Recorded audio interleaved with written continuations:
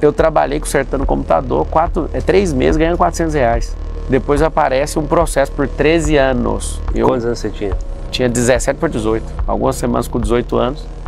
Eu fiquei louco com aquilo. Ao invés de me xingar, por que você não lança seu curso? Todo mundo que fizer curso vai vender, ué. Eu ensino isso para todo mundo também. Então, irmão, é o seguinte, nós estamos diante de uma revolução.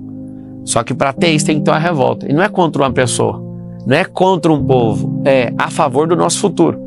Revolucionar nosso comportamento, os nossos hábitos, as nossas atitudes e falar, nós somos um povo e nós vamos conseguir. Agora, tem que combinar com a classe política, né? Porque, assim, não isentando o povo, né? Mas eu acho que o sistema político brasileiro, inclusive que você está entrando agora, que é o sistema partidário, ele já é travado e montado que as pessoas acabam não tendo alternativa de mudar de vida, né? De destravar. Como é que você consegue colocar isso em prática tendo a classe política que nós temos no Brasil? São 70 mil políticos que têm cargos hoje, né? De vereador, prefeito e tudo, deputado de estado e federal. E 29 partidos, tocando esses 70 mil aí. 70 mil pessoas. Aí você pensa, tem um monte de prefeito que não daria conta de ter emprego no McDonald's para atender, cara.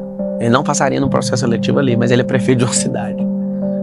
Por que esses caras que são uns bostas conseguem ser prefeitos de cidade, sendo que não tem a capacidade e nem a paciência de se atender num call center que eu fui, não tem a capacidade de atender no McDonald's? Porque as pessoas que são produtivas, elas têm nojo de política. Quem produz o nojo na política? O político que é nojento. Eles querem que as pessoas como a gente, que tem pensamento, que tem raciocínio, que tem produtividade, que cuida da própria vida, estejam longe da política. Aí tem que ter paciência. Eu não estou propondo mudar o sistema político, eu estou propondo mudar os políticos. Porque o sistema, ele é um reflexo da pessoa.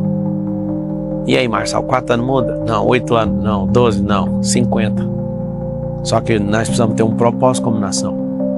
Hoje a gente está numa briga tão maluca que ninguém está raciocinando. Se o Lula falou, então eu acredito. É a metade do Brasil. Se o Bolsonaro falou, não interessa se é verdade ou não. Eu tô desse lado, eu tô daquele, eu tô daquele. Ou seja, nós paramos de pensar. Então todo mundo, se não entender o golpe que estão dando na nossa democracia real, que é dividir o povo para perder a potência de uma grande nação, nós iremos sucumbir e seremos enganados para sempre. Então, eu te falo isso porque é o seguinte, cara, você vai enfrentar a tua ideia e quando você fala isso, muita gente já entra com a rejeição, né, com a objeção de falar, pô, o cara tá vendendo curso. Falar isso para uma plateia é fácil. Agora, falar isso como governante, e nada do que ele está falando se aplica dentro do sistema político, né? Sim. Então, você como prefeito, você vai precisar de um orçamento, você vai precisar de uma Câmara de Vereadores, sim, você vai precisar do governo do Estado, você vai precisar do governo federal. O governo federal, o atual presidente é o Lula, né? Então, é o governo do PT. Para transformar essa nação, precisa que tudo se alinhe, né? E nós estamos vivendo, quem está no Brasil, quem está atento sabe que se tem uma coisa que não está alinhado, é essa vontade de ter essa nação do jeito que você tá propondo. Tem que construir, cara. Como construir isso? Uma coisa que eu percebo em você, cara, é que você está sendo atacado pela mídia, você tem rejeição porque atacam muito seu nome. Facilmente dá para perceber igual o Bolsonaro, né? O Boulos está aparecendo em primeiro ainda, por enquanto. Calma que eu tô aqui. Ele tá aparecendo e ele tem a maior rejeição. Se você deixar, mesmo com rejeição, ele vai ganhar. As pessoas não entendem o que é rejeição. Porque o Boulos pega aquela parte ideológica ali, né? Aqueles 30% de esquerda, o pobre que tá sempre com ele, né? Mas o pobre não é ideológico. Toda favela que eu tô indo lá, eu tô tomando os votos dele. Todas. Porque eu só faço essa pergunta. Já passou a Erundina, já passou o pior prefeito da história de São Paulo, que é o Haddad. Já passou a Marta Suplicy, tá vindo de novo. Vocês mudaram o que aqui nos últimos 30 anos? Nada. Eu falei, vocês vão acreditar nesse povo até que dia? É mesmo, irmão. Aí eu falei, o básico, né? Não, é só essa pergunta que eu faço. Aí começa a juntar, então vamos gravar o vídeo, não, te apoiar. Calma, vamos pensar primeiro. Eu tô falando, nós vamos pintar as favelas. Nós vamos trazer melhoria aqui, nós vamos ocupar as crianças. Todas as crianças de São Paulo vai ter um esporte até o final do governo. Parcial por quê? Porque esporte molda caráter. A gente fica lá, vai ter as Olimpíadas agora. Aí fica aquela esperança, lá vai o Brasil tá em 10º. Esquece, irmão, a gente não ensinou esporte para as crianças. O Brasil vai terminar sempre em 20º. Dá essa corridinha, fica em 8º, ai meu Deus, 3º, e depois volta para a realidade. Quem tá ensinando desde pequeno o esporte? Estados Unidos, China, Rússia, Itália. Aí o Brasil volta pro lugar e você fica chateado, achando que era uma grande aposta. Nós não ensinamos o esporte, porque o esporte molda o caráter de um povo. É isso que nós temos que ocupar. Todo mundo fica perguntando pra mim, a Cracolândia? Resolve com as crianças lá na periferia. Segurança. A longo prazo. Ocupando com educação verdadeira, mentalidade, inteligência emocional, ensinar para a criança finanças pessoais, empreendedorismo, ensinar as profissões do futuro, ocupar ela com esporte. Você imagina a criança dormir todo dia e falar, mano, eu tô ocupada, minha mente tá ocupada. Rapaz, é a revolução em 30 anos. Então assim, é difícil? Mas se tem um doido aqui falando, a gente tinha um doido no passado falando, Enéas. Aí o cara morre, beleza. Era só um doido. Se eu tiver gente doida do meu nível para servir, amigo, a gente vai resolver isso aí. Vocês estão assistindo aí, escreve assim, ó, faz o M aqui, ó, faz o M. Daqui a pouco eu falo o que é isso. Agora, olha só. Então, isso que eu te perguntei, cara. Tu não levanta a bandeira antissistema, pelo que eu vi das suas entrevistas. Só se eu for pros caras me jogar pra fora mesmo dia, igual fizeram com o Bolsonaro. Isso. Então, tu já percebeu que essa bandeira antissistema você não vai conseguir colocar em prática. Então, você vai ter que chamar você falou os 70 mil políticos, mas a conversa reduz bastante. Você só precisa conversar com 29, que são os donos dos partidos. E aí... Não, nem precisa conversar com esse tanto, não. Isso, você reduz aí pra 5 ou 6, que é quem manda no Brasil. Você consegue conversar com esses 5, 6 para tocar São Paulo e depois esse projeto ir para o Brasil? Você tem uma ideia, por exemplo, vou falar do PL, que tem 99 deputados. 90 eu tenho acesso. Eu tenho mais de 300 pessoas dentro do parlamento hoje que eu converso no WhatsApp. Isso mostra a força do dono do partido, porque mesmo com isso, você não é candidato do PL aqui. Não, inclusive, para todo mundo saber. Porque o cara manda, que é o Valdemar. E o Valdemar, a gente tem proximidade há alguns anos. Ele já foi 2 vezes da minha empresa, eu converso com ele, troco ideia com ele no WhatsApp. Ele é um cara que eu gosto muito. Eu até falei para ele, cara, eu quero ser prefeito, me leva o PL. Não, o PL não vai dar agora dessa vez, não. Aí depois ele viu esse terror aí, já tá me oferecendo vaga de... Aqui, ó. Conversa com o Valdemar, a gente tem uma conversa boa, cara. O que é o problema do Valdemar? O Valdemar, ele fez o acerto com o Nunes, mas o barco do Nunes vai afundar e fazer o quê? Eu entrei porque o barco vai afundar.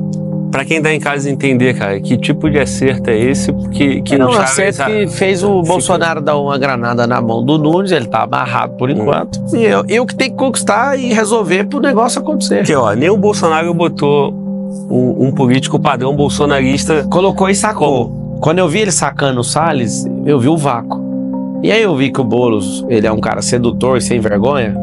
E eu vi que ele tem uma articulação boa para destruir o Nunes no debate, na caminhada. Essa é um pouquinho sujo. Então eu falei, cara, se não tiver um cara forte aí, não vai conseguir levar essa eleição. E eu entrei por causa disso.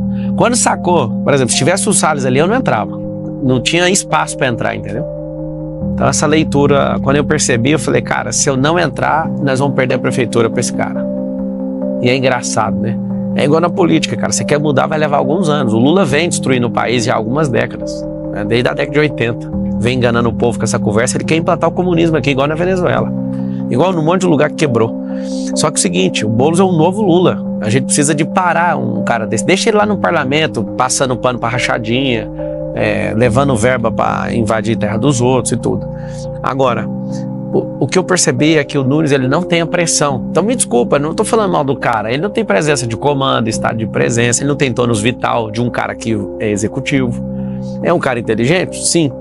É um cara bacana que dá para conversar? Sim. Mas ele não parece com o futuro. A gente precisa levar São Paulo de volta pro futuro. Então, na hora que eu percebi, mas esse cenário aqui não funciona, eu vou entrar aqui. Então, eu acho que é o grande momento da virada, sabe? De falar, mano, São Paulo vai decolar, vai para outro nível.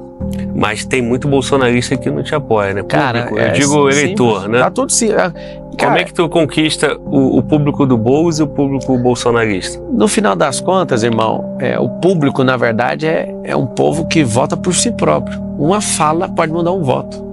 Então, você falar que o voto é de alguém, acho difícil, a não ser quem já prometeu. Acredito que 80% do eleitorado de São Paulo não prometeu voto para ninguém. E nem é hora de discutir voto, é hora de mostrar quem nós somos, para onde queremos ir e o que está atrapalhando. E é o que eu estou mostrando muito bem, é uma pré-campanha ainda. Quando você fala, o bolsonarista X não vota você, o voto bolsonarista é o melhor que existe, que é o voto que pensa. Por isso que eu tô tranquilo, o cara vai ver, vai olhar e falar, mano, eu tô vendo que o Bolsonaro não tá com tesão nessa campanha. Eu tô vendo que essa galera não apoia o Bolsonaro. Peraí, em 2022, quem apoiou o Bolsonaro? O Marçal apoiou. Eu era candidato, aí depois tiraram o partido, eu peguei e falei, vou te apoiar a partir de hoje. Fiquei 38 dias na campanha do Bolsonaro. Aí o que acontece? O PMDB estava apoiando quem em 2022? O PT. Tem 3 grandes ministros lá. Você vai olhar o secretariado do Nunes, tem ao secretário. Secretária que quer pôr linguagem neutra na escola de São Paulo. O bolsonarista descobriu isso, acabou o voto. Outra secretária apoia o aborto. Aí você olha, mano, o que está acontecendo? Por que eu vou, sendo que eu penso, sou um ser pensante, por que eu vou votar num cara desse? Você vê o Bolsonaro insatisfeito, você vê que não tem aquele negócio, vamos resolver, parece que é um negócio imposto, e é imposto pelo Valdemar, e é uma grande pena.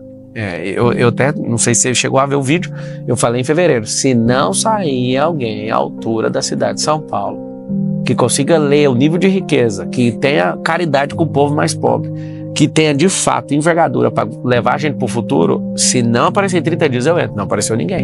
Então, mas isso aí mostra que quem manda é o Valdemar e o Bolsonaro não tem força nem para botar um candidato dele, né? Cara, porque eu acho que se ele bater o pé, com a proximidade que tem contigo, tu também não é candidato. Eu acho que se ele bater o pé, ele consegue. O negócio a eleição municipal, Glauber, é a mais difícil que existe no mundo. É muito arranjo. Tipo assim, os caras têm medo de perder o arranjo aqui da prefeitura e perder a vaga do presidente do Senado que vai ser votado agora no começo do ano, entendeu? Tem uns arranjos que como eu tô indo muito pra Brasília, sentando com os líderes, né, partidários, jantando e tal, os caras, mano, não é assim. Tá bom, vou tocar minha vida aqui, que eu comecei isso aqui de jeito e vou pra cima. Porque, um partido como o PL, cara, o cara não se impor numa candidatura em São Paulo é estranho. Assim, que acordo é esse que a população não consegue entender? Eu fiz o caminho certo, fiz o caminho certo. Tem 2 anos que eu venho falando com o Valdemar e ele não levou a sério esse negócio. Agora, pra eu sair, ele me ofereceu vaga de senador. Eu não quero saber disso. Ele mesmo saiu lá e procurou a mídia e contou isso pra todo mundo. Eu não quero ser senador, eu quero ser executivo. Não aceita essa vaga e não me espere lá. Entendi. Agora, sobre a rejeição, cara, 3 coisas que falam em cima do teu nome, né? A história da cadeirante, a história do Monte e agora surgiu forte na mídia quadrilha de rouba-banco, cara. Como é que tu convence essa rapaziada aí que tá te batendo, cara, só falando a realidade, e que tá colocando o voto contra você? Realidade. Eu mesmo não sabia, né? Tá, vamos lá pra realidade. Eu não sabia desse caso. Você é cristão? Eu sou. Eu sou cristão. Se alguém pedir pra você orar, você vai negar a oração? Não. A mulher pediu, ora pra mim, eu orei. Fiz certo. Eu concordo. Aí um cara olhou e falou, eu tava ali pertinho, não, isso não é verdade que o Marcelo tá fazendo. Perguntou pro sócio meu, ele falou, é tão verdade que ela não levantou. Eu fiz a oração, não aconteceu milagre, próximo, e eu vou continuar orando quantas vezes for preciso, ponto. Caso da cadeirante é isso. Segundo do monte, eu subi 5 horas depois de todo mundo, a metade foi embora, a metade subiu cada um porque quis, e a gente desceu em paz, tá tudo certo. E agora, você perguntar, teve um segundo caso? Não, aprendi com o erro, deu tudo certo. Ninguém que estava no grupo achou ruim, aí alguém fica insistindo nesse assunto, tudo certo. Sobre esse negócio do banco, eu trabalhei para um cara, eu fazia, até contei isso pro Edson, aquele que matou lá, matou não, né, ele resolveu o problema do Lázaro lá. Ele me contou no meu podcast, sim. 135 tiros. 128. Eu acho que dá pra matar. O cara também tava com 2 armas e tudo. É o seguinte, eu trabalhei consertando o computador 3 meses ganhando R$400. Depois aparece um processo por 13 anos. Quantos anos você tinha? Tinha 17 por 18. Algumas semanas com 18 anos. Eu fiquei louco com aquilo. Aí eu tive que usar advogado do Estado. O advogado do Estado falou, ó, isso aqui é complicado, vai te dar problema. Arrumou um advogado particular, arrumou um advogado, cobrou 2 mil. Eu não tinha dinheiro para pagar os 2 mil. Sabe o que aconteceu? Correu a revelia, 13 anos. Depois prescreveu o processo, graças a Deus. Meu pai me ensinou a ser homem. Nunca toquei em nada de ninguém. Zero possibilidade de ver eu fazer isso. Se for pegar minha trajetória, meu irmão, é manchado com isso aí? Sim. Só que é igual a roupa de alguém que é manchada. Eu lavei isso trabalhando, eu era atendente de call center, eu cresci, não tenho vergonha nenhuma de falar sobre isso. Vão ficar usando isso? Vão. Eu quero saber quanto que eu devo. Não devo nada, nunca toquei em nada de ninguém. fui injustiçado, não tinha como pagar esse advogado e o pau torou solto, foi a revelia o processo. No dia que eu descobri que estava prescrito, eu nem acreditei. Fez nada, ninguém movimentou. Teve as primeiras movimentações do advogado. Quando passou esse período, irmão, acabou. Então, assim, graças a Deus, sabe o que aconteceu dentro de mim? Um senso de justiça, de odiar a injustiça com os outros. Alguém perguntou, por que você defendeu o Bolsonaro disso? Porque eu conheço a honestidade dele. Ele é um cara honesto, eu vi ele fazendo e eu sei o que a mídia está fazendo para destruir ele e tentar prender ele. Não acho o caso de corrupção ele pôr na mão e fica cercando com joia daqui e dali e tal. Então, esse senso me ajudou, cara. Eu fiz direito. Me ajudou muito a não entrar enlatada, não me curvar para ninguém. Toda hora que eu vi um cheiro de coisa, opa, não quero entrar nisso aqui não. Então isso me ajudou muito, sabe? Eu fiquei muito marcado negativamente por muitos anos, mas hoje a pessoa vem bater em mim e eu falo, amigo, eu já fui injustiçado, eu não importo com isso. Eu vejo duas coisas, cara. Um moleque de 17 anos que pode ter errado e aí produziu frutos ao longo da vida e mudou, né? Então tem vários casos aí no Brasil, pessoas que erraram Sim. e se corrigiram. Mas pelo que eu entendi, então, não houve erro. Você... Zero, eu fui inocente. Qual é a relação do computador com quadrilha de rouba-banco? Era roubo digital, é isso? Era o seguinte, o cara era o pastor da minha igreja. Sim. Ele me chamou, você dá conta de dar manutenção ao computador? Dou. Fui lá, fiz a manutenção. Aí ele, você pode ir de novo? Pode ir de novo? Posso. Eu ia, arrumava o computador e saía. Ele fazia tudo remoto. O computador parava, eu ia e consertava. Eu não ficava no expediente, não fazia nada para ele. Amigo, um dia chega alguém lá na porta de casa e fala, aqui é a federal, o que eu fiz? Aí fui responder um longo processo, não tem nenhuma ligação lá com quadrilha, nem sei quem eram os caras, só tinha ligação com esse cara que era pastor da igreja que eu frequentava. E esse cara fazia parte, e o computador que você mexia... Não, o computador chegava, tava lá apagado. Fazia parte do... Aí eu consertava o computador, colocava ele funcionando e ia embora. Sim. Aí ele me dava os endereços, aqui, arruma aqui, e ia embora. Não fiz parte não tirei proveito nenhum, a não ser ganhar R$400 para arrumar os computadores. Então, tipo assim, foi a merda que mais azucrinou, entrou na minha cabeça e me destruiu como pessoa, sabe? Aí eu falei, eu nunca vou tocar em nada de ninguém, vou resistir, cara, e foi forte. Eu lembro muito da história do José do Egito, que foi injustiçado. Ele ficou 13 anos na cadeia, eu fiquei sendo processado, não fui pra cadeia. Fiquei 13 anos sendo processado e aquilo mexeu muito comigo, cara, esse senso de não gostar de ver ninguém ser passado para trás. Muitas vezes uma pessoa me ferra no mundo dos negócios, eu só viro as costas e falo, isso aí o mundo vai dar um giro e vai te pegar no meio do caminho, eu não vou gastar minha energia com isso. Porque isso aí vai te atormentar em todos os debates. Não vai porque... Inclusive pessoas colocam assim, porra, o Marçal é assaltante a banco. Nunca, não vai atormentar porque é o seguinte, se num país onde um presidente foi condenado com 9 juízes, 3 instâncias, ficou 588 dias preso, voltou a ser presidente, qual que é a moral do país para cobrar isso? Eu que fui injustiçado, para que eu vou preocupar com isso? Na hora que o primeiro jornalista perguntou, já levou na tarraqueta, eu estou preocupado com isso. Eu quero que alguém fale, Marçal, você está devendo alguém, vamos embora, cara. Mas e é interessante que as pessoas saibam o que aconteceu, né? Claro. E outra coisa... Agora, eu sou candidato, eu tenho que ter paciência infinita para responder esse caso. Sabe o que vai acontecer? Vai chegar a hora que ninguém vai tocar nesse assunto, igual das coisas do Lula. Vai falar o quê? O cara foi bandido, condenado, e ninguém fala nada, eu fui injustiçado, vai falar o quê? Meu passado foi ressignificado, meu futuro está sendo projetado, e agora eu governo e desfruto, estou nem aí para esse assunto. E tenho paciência de responder 1000 entrevistas e vou continuar, e te agradeço por isso. E aí você foi perguntado, como é que você ficou rico tão rápido, ou como você produziu riqueza, né? E aí surge uma matéria dizendo que você fazia parte de uma quadrilha de rouba-banco.